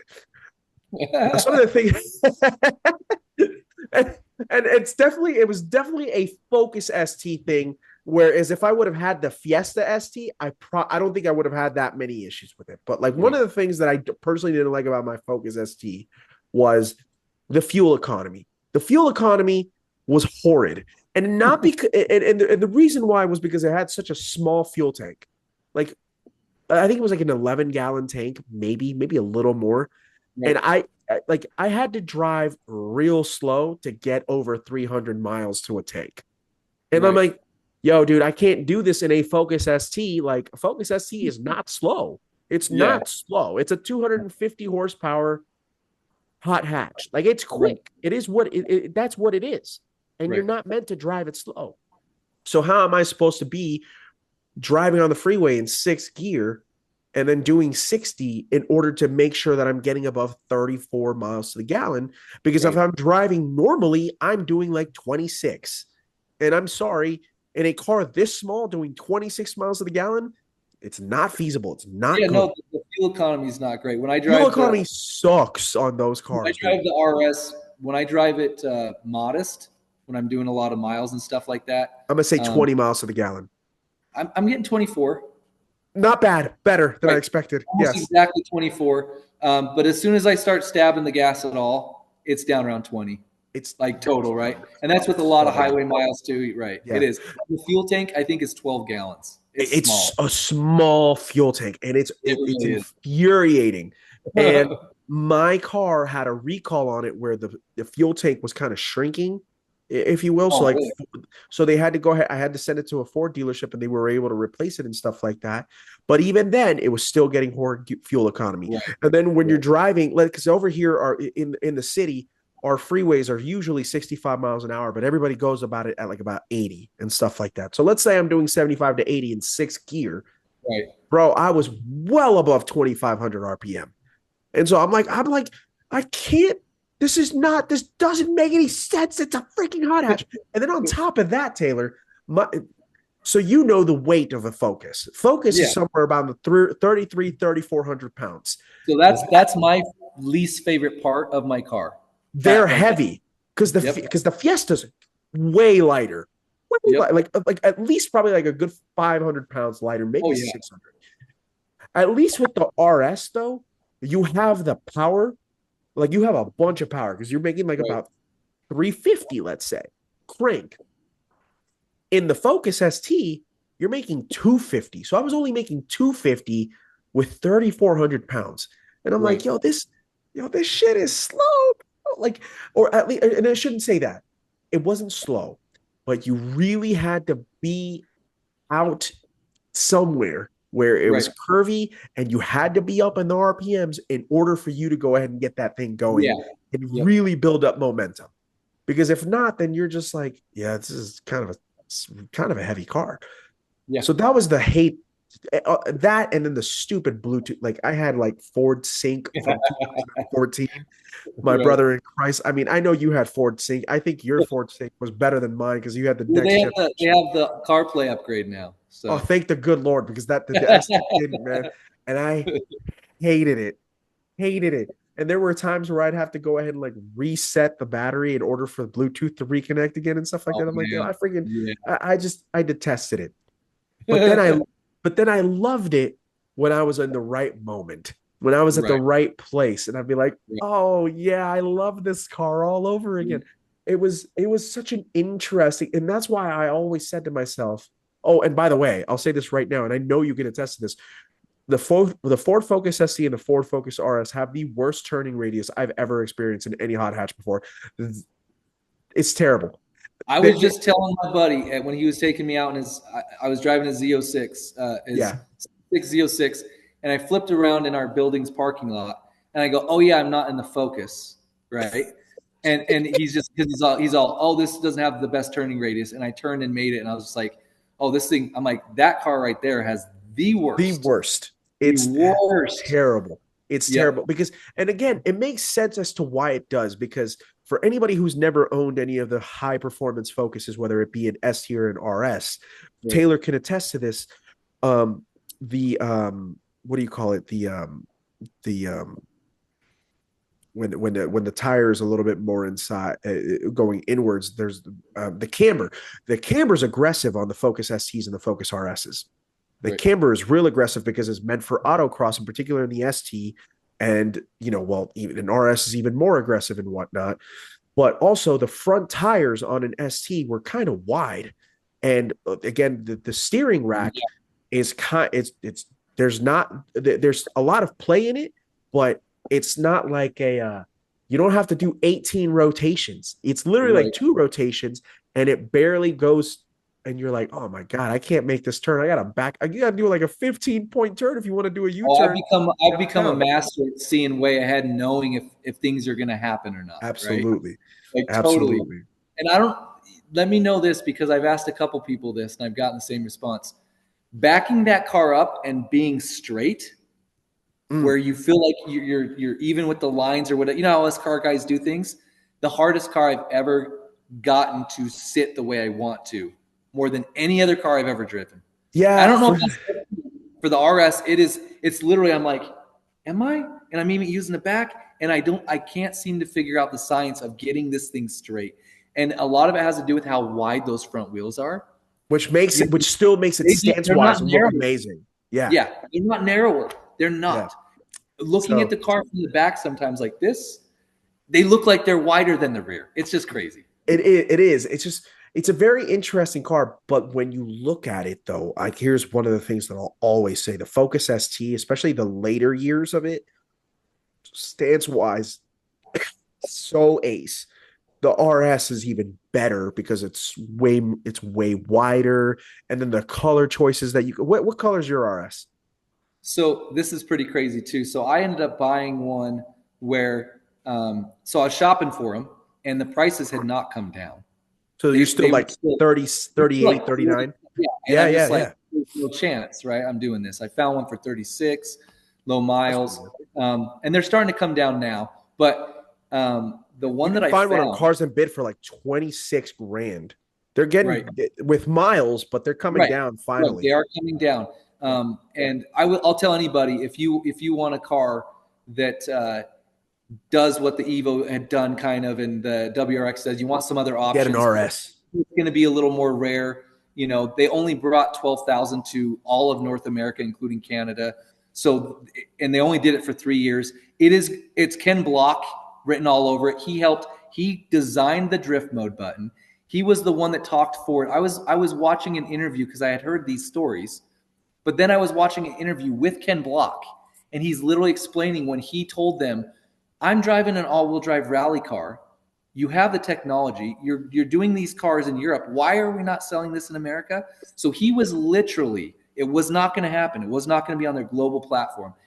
He was the reason that the car came to America. And with what Ken Block means to the car world, especially us Utahns, him Yeah. being a resident, living right up the road from us, and being so involved in snowboard and skate culture and everything else, he's one of our icons here in Utah, not just because of automotive. That car, and it's sad that this is the case, but that car is going to be special Because of soon. its affiliation with him. Yes. That and because it's as good as it As is. it You know what I is. mean? They still run it in all the hot hash competitions, bring it back. Yep. And what's funny is the cool thing about that car too is I didn't know this because I wasn't part of like the beginning of YouTube car creator stuff. My son started showing me stuff. When I go back into the history, you've got Stradman owning one. You've got Rady from Rady's Ride owning one. You've got Matt Serra owning one. You've got all these car enthusiasts that have such an imprint in the game Yeah. who got it. But for whatever reason, the rest of the car enthusiast world, they don't get it, right? So, but to It's that point, I bought the car and it had been stolen for a couple days, and the guy oh, had started sanding down the car to change the look of it. And okay. so the guy who bought it wrapped it, but it wasn't ever totaled because it was done in Texas. And then in Utah, we don't salvage out the title if it's been found in a certain amount of time and nothing's been done to it, right? Okay. They didn't consider the cosmetic stuff something been done. But I knew this history, and so when I talked to the guy who was selling it, I said, "Hey, there's a reason why you haven't sold it yet. It's the lowest priced one on there. I went and checked the history. It was stolen. Other people are seeing this too that are doing their homework on a car like this, right? Right. Um, this is what I'm willing to offer you." And I offered him 26 and he took it. And Whoa. it only had 40,000 miles. And so it gave me the license at the price I got it for. And this was three and a half years ago That's really to impressive for that right for to that time remove frame. the wrap. I removed the wrap, and it was all sanded down, right? We called it mad cow disease for a minute because it was black and white, and Yeah, and that's uh, good. the original color was black, and on that car it's the worst color because you don't see any of the other little things. It Right. looks muted and just Yeah, terrible. that car, if you were able to go ahead and get nitrous blue on it, you probably should have gone with nitrous blue. Like Right, it's because it's one of the coolest colors ever and right. whatnot. But I like the Nuke spec in black personally. I also like the gunmetal gray color that I they like that one. brought. I really dig that one too. But so yours was black and it was sanded. When you repainted it, did you go back to black or did you choose to go and do a different color? No, so what I ended up doing was I picked the same year, same model year, but I picked a R35 color. So I got Oh, it's called Blaze Orange Metallic, oh, and so that's sick, so dude. it's an R30. So it's an R34 color or the R35 color. Yeah. That's So wicked. yeah, and That's really I'm not one of wicked. those people. I debadged it just because for me, and it wasn't because I don't like the Ford logo. It's because on that car, I just wanted it clean. Like Yeah, I had a whole vision for the car, right? So it's funny because a lot of people will walk up to it who aren't anything in the car community, and they'll just look at it and they'll go, "What in the world car is that?" yeah, Right? So because it looks aggressive enough, and there's not a lot of them around. Like I see more Lamborghinis in a given week than I see Focus RSs, right? And yeah. so it's cool because it's a car that means a lot to me. A lot of other people get it. A lot of other people don't, and that's also what kind of give me almost like a little um, pride, a little chip on my shoulder. Like I Yeah. love this car. Y'all don't have to love this car. Let me take you for a drive in it, there, or try and lose me on a back road in Sure. your 200 horsepower I car. Try still Yeah, I it. still love a Focus RS, dude. I still want one. I do. I still would like one because that was the reason why I went with the Focus ST anyways, because I was like, when I bought mine for I bought it in it was a 2014 and I bought it in 2018. It had 49,000 miles on it. And I bought it for 18 grand. Yeah, it was 18 grand which Right. is cheap for only 4 years old, mind you. I mean, I was Right. financing it, don't get me wrong, but it was still cheap. Yeah. And Yeah. I was like, dude, unreal. And then what you can find in Focus ST right now for is cheap. Yeah. Fiestas are starting to go up because I think people figured out that the Fiesta STs are cooler and better than a Focus ST because again, they're so light. And but those STs and then the RS, like I know you said that you debadged your RS. Did you leave the RS symbol though, or did you take that off too? Because the RS symbol goes so hard on those cars. Yeah. No, I've got the RS still on there, but Okay, I good. don't have any Ford logos except for on the stock wheels, Okay. which I can't. Man, people. So this is kind of a side thing, but people have been so stoked on the 1552 wheels Yes. on the factory aero kit behind me. Um, I'm getting some for the RS, and I am so excited. I'm so 1552 makes some wicked wheels, dude. their They new do. RSR program is truly impressive. Like, and I'm not just saying that because we're working with them and they're a sponsor. I wouldn't be working with them if I didn't feel that way. I'm not just going to take a Absolutely. sponsorship, right? Right, right, But right. their RSR, that magna or that form flow, whatever they're doing, I forget the exact terminology. So the wheels behind me, that's a 19, and they are the lightest 19-inch wheel they've ever made. The scallop design, and that's what's cool too is I'm doing. I won't tell you which one, but I'm doing another scalloped design. It's different than this one for the RS Yeah. because this is another thing people don't know. The RS was designed, manufactured, and made in Germany, so Yep. it's a domestic import. And I said that to a Porsche guy the other day. He said something to me about my car, and he was doing the whole Porsche guy thing, right? He Yep. doesn't know me. He doesn't know that I also own a Porsche. He doesn't know any of that kind of stuff. He doesn't know me from Adam, right? But we get done, we were doing a driver's night down at Flat Out Sim Racing in Salt Lake. Shout out to those guys. They're awesome. And he has his Porsche jacket on and he's doing his thing and he's a cool little Porsche guy. And I'm so not that guy. And Yeah. so he said something about like, oh, move the American car or whatever. I go, oh, that's a German car. And he's like, that's a Ford. That's not a German car. I go, well, somebody who loves the Stuttgart stuff should know that this was designed, manufactured, engineered. And he Taylor tried pulls out the podium and the note cards. It's like, he tried to here's tell me after I said that it still wasn't. He was like, no, it was. What are you talking about? I'm like, do you really not understand that Ford is a global brand? Do you global not brand. realize all the cars that Yeah. Australia and all these countries have had, Yep. from Pontiac to everything that The we never got? Pontiac GTO was based is a Holden Monaro.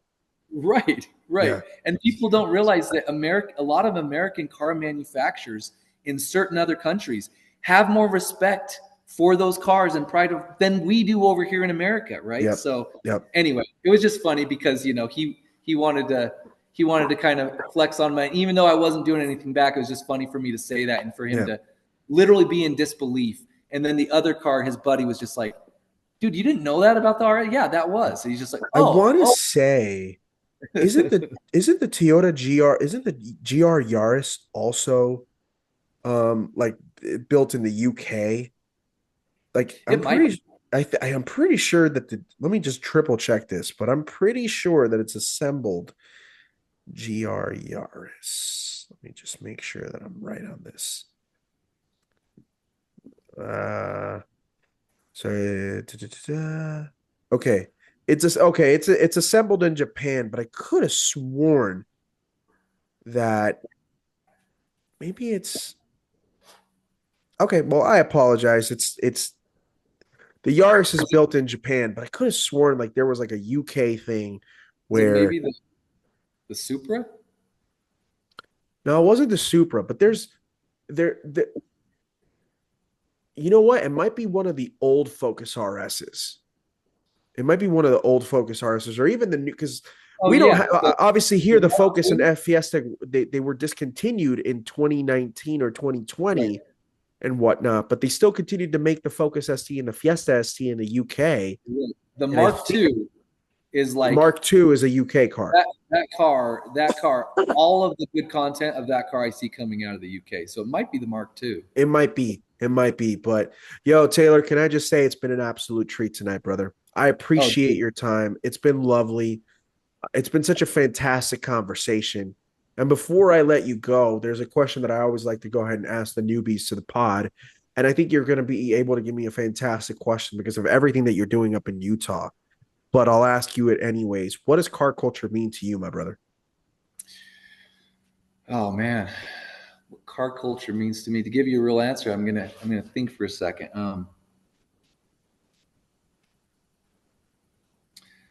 So I'll talk about, and I don't know if this will hit your question exactly, but I'm also sure that you leave it up to however people want to It's answer. however you interpret it. So, Exactly. so I look at cars not just as like a tool in our everyday lives. What cars have meant to the world. Think about the idea of somebody before the advent of cars, like to be able to escape your scene, your physical um, um,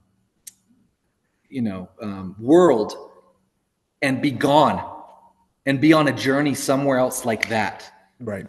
Cars to me are freedom machines. I Mm, literally look at them like that. And they free me of stress and they free me of anxieties. And the best conversations in the world are either around a campfire or sitting in a car with somebody. And that's how Roads Collective started. It was my son who's been driving since he's 8, right?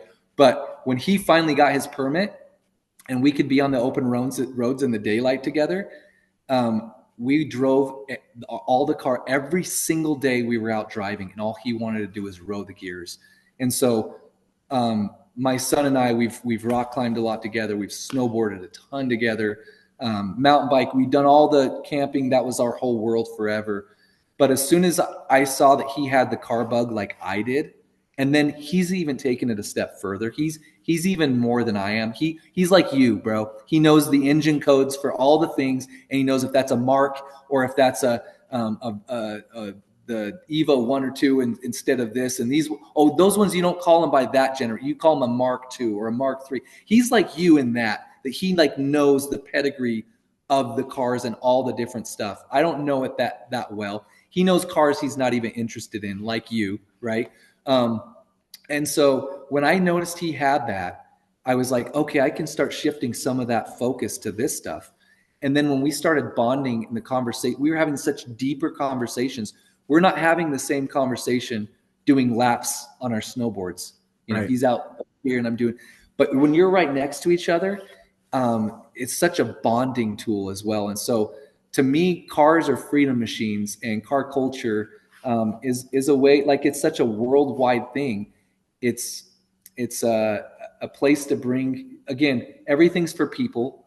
These are just tools for us to build community and bring people together. So at least the car community and the car world and car culture I'm trying to build is a place where people can create, where people can have fun, where people can live visceral, exciting, fun experiences. Yeah, that's what it is to me, at least. I love that answer, dude. The freedom machines is so accurate. It's not even funny. Right. Um, it's a perfect representation of what those things are and what they allow us to go ahead and do. It's driving a car is not easy. It's not easy, and so when you are able to go ahead and comprehend and able to master it, like that's a really amazing thing for a human being to be able to do. And it's just awesome. I couldn't agree with you more. And Taylor, I appreciate your time, dude, and I appreciate more so what you're doing. And I can't stress this enough because you're just opening it up even more so to something that there's different pockets of the country where you think car culture is not what you would think it would be, right? And then what you're doing over in Utah, when people like, people don't think of Utah as this mecca of car culture. No, Yet yeah. somehow, some way, you are allowing Roads Code to go ahead and be like, "Hey, yes, it is though. It very much is, right?" Right. And um, we all think of, yeah. You brought up, excuse me, you brought up Ken. May he rest in peace always, because he's always been a big inspiration to me and whatnot. And for him to have been this amazing inspiration there, and for you to go ahead and be doing it on a smaller scale but continue it to grow and making it this amazing thing where you're representing so many different sectors, It's awesome, dude, and I appreciate it. And I just continue to hope that you put like keep pushing it into the greatness that it is. You know what I'm saying? Yeah. Well, I appreciate you the same. I have a very similar respect for you, and Thanks, buddy. that's why I went on our phone call when I said we'd love for you to be a part of the Rhodes Collective. That's what it is. It's a collective of these people, these personal brands, these artistic outlets, these enthusiasts, all based in the car community and culture. And so, just for the listeners on here. What we're trying to create is open to you as well. I will get DMs once people catch on to what we're truly trying to do. I'll get DMs where people say, "Hey, man, it's really hard for me to talk to women or pretty women, or I don't know women like that would come out on a shoot with me. You guys are always doing this, and they seem so personable and fun and all this kind of stuff. Is there any chance that I could come out to one of your next shoots?" And we'll let them come out. And the people we work with are on the same level, even if they're, there for the shoot and to be a model or whatever else. They understand what it is we're creating. They are in for it for the same reasons. And so, I got done talking to my buddy Cedric today, and I'm like, hey, one of the we're calling them our field trips, Rhodes Co field trips. They're RSVP, but I'm like, one of the things that we should do is we should bring on a few of the regular like models that we use a lot here locally, and we should make it for these people who specifically want to shoot their car with women or with guys or whoever, and create a scene or create the vibe or create the look. Or like there's a lot of these other little like pop-up bro brands that these people are creating, and I don't have a scarcity mentality. This world is so plentiful and bountiful, and when you have that mindset and when you're trying to help other people, it can only help you in your thing. And so bringing these people to say, hey bro, my brand's putting on a shoot, you should bring your brand, and we can actually facilitate the location, the cars, and the models, the talent for you to Right. do a shoot for your brand. I want to help your brand succeed. I don't look at you as competition. I don't have a scarcity It's mentality. I collaborative. need Yeah. scarcity in my world. And so, if anybody listening says, "Oh wow, I'm going to hit him up because I'm out in Nebraska," but something I can definitely do is I find the people within our community, and I say, you should contact this photographer. You should do this. I had one of my a pro snowboarder buddy of mine. His name's Stevie Bell. He's been a sponsored rider for Burton and Forum and Park City, and now he's with Snowbird and Woodward, which is what Ken Block helped build. And he hit me up the other day. He's like, "Hey, I'm looking for a videographer to ride with me the rest of the season and to start creating more content with me."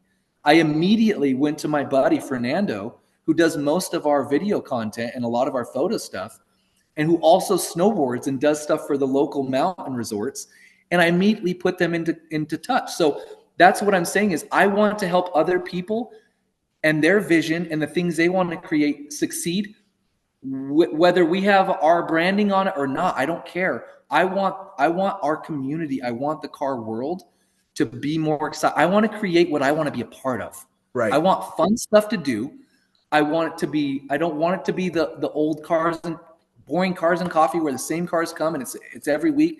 I want exciting fun things. I want to create art. And what's cool, coming from the outdoor world where I did this before, the most critical thing people were is, "Oh, you wouldn't hold a product like that on a rock climb. You wouldn't do that out on the trail. You wouldn't bring that thing out to that spot. You're just pulling off the side of the highway and taking a beautiful shot. You aren't really outdoors." It was like they were so hypercritical of everything. In the car world, people fully expect you to pose up your car and to do those shots. And so for me, this has become an even greater creative outlet than the Right. than the world I was a part of before, that ultimately just got too hyper political and ridiculous for me, right? So it's really cool to not have people chiming in every other comment criticizing you, but saying, "That's the dopest idea I've ever seen." Because that's all it is. We don't ever get, I've had one negative comment on all the posts I've done. One where it wasn't like a joke or something funny. Right. And so it's just been such a shift that way. And so I want to help build that up and help people create what their vision is in the car world. I want to help them with that. I love that, dude. Well, continue to do that. Please don't stop. And it's refreshing and it's something that I want to continue to see be done. For anybody who's interested, you can go ahead and follow Taylor's brand. It's at Rhodes Collective on Instagram. Go ahead and Yep. check it out. Any other of the IGs that are affiliated with it? So Because my son was able to get the TikTok going before. I guess some people can't get a new account if you had one before. So he's got that going. He's also educated me that 9 out of 10 social media sales are done on TikTok. So he's helping me kind of get that going. We'll start doing Facebook groups. I haven't been on Facebook in 5 years, but my wife has let me know that having regional groups and stuff might be beneficial. yeah, And then eventually we want to be on YouTube. I know what you guys put in to podcasting and to channels on YouTube, and so I'll need to have a dedicated team that I know I can trust, and that I can fund them doing the work and all that kind of stuff before I can take on something like that. Because as you well know, like when you're doing a startup, you're the CEO, you're the janitor, you do it all until you find people to fill those roles. And yep. that's only if you keep chipping away at it, because entrepreneurship, starting something, but it is a lonely, depressing ass road in the beginning. It really is, man. I mean, I started the podcast It's not with easy. in 2021 with Ron. We started it together, and I started the Instagram account before we recorded an episode. And when you don't know anybody in the space, and you're like, be like, hey, man, just check it out. This is what we Right. plan on doing, and Right. this is like, we're in 2025 now, man, and it's like been 4 years of slaving at it and stuff like that, and but it's been worth it in the long run. It's been Right. worth it in the long run. People rock with you. The people see that you take things seriously. People see that you go ahead and put a lot of effort and a lot of heart and a lot of your blood, sweat, and tears into it, and that you have a lot of passion. And when people Right. see that the passion is real, then they start to go ahead and get behind the product. And here we are. Right. So Right. I see that from you guys' end, and that's why I continue to have all the respect and the love and appreciation for you guys over on your end. And I am very grateful that you took the time. And I know that this won't be the last podcast that we do together, so I'm looking forward to a lot more collaborations moving forward, my friend. Okay. All right. Hey, I appreciate you, man. Anytime, brother. Go ahead and check out Taylor. Go ahead and check out Rhodes Co. Everything about it. Go check them out. Go support the brand. Be ready for the whenever the first drop ends up being. Make manual cars. Make manual cars again. You love to see it. I love that. It's sick. That's just sick, dude. It's just sick. So go check it out. And of course, you can go ahead and find us on Tormenting Tarmac on our Instagram account, which is of course at Tormenting Tarmac. And then we're on Spotify. We're on Apple Podcasts, and then we'll have this episode live on YouTube as well. So, on behalf of Taylor, which again, appreciate you, my brother, my name's Jorge Aquino, and you have been listening to Tormenting Tarmac. It's the podcast where the enthusiast never dies. Good night, everybody.